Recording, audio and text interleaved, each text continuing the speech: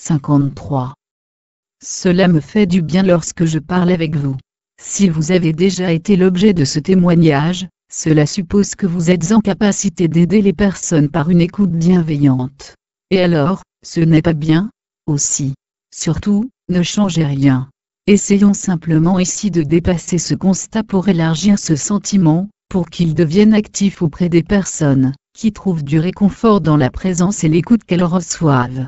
Nous savons bien, ou nous l'apprenons chaque jour davantage, que dans une société où il importe avant tout de s'occuper de soi, offrir du temps et de la compréhension aux autres devient un véritable luxe. Dès lors, la rareté crée la gratitude. Pour le reste, on peut évoquer le soulagement à se confier, l'espoir de trouver une solution à nos problèmes en les exposant tranquillement, le bien-être ressenti auprès d'une personne attentive suscitant cette conviction d'importance, le sentiment d'exister véritablement. Mais poursuivons plus avant l'analyse, c'est pour la bonne cause.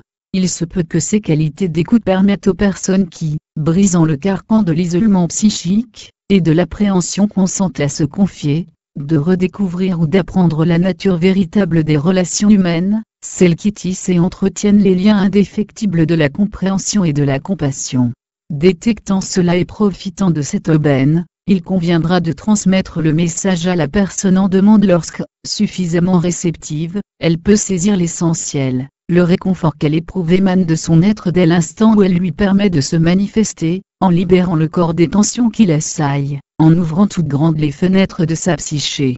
La dernière étape, la plus importante, est atteinte lorsque, prenant conscience de cette transformation, la personne initialement en attente, reconquiert sa liberté et peut à son tour emprunter la voie de l'aide et de l'accompagnement des êtres en requête.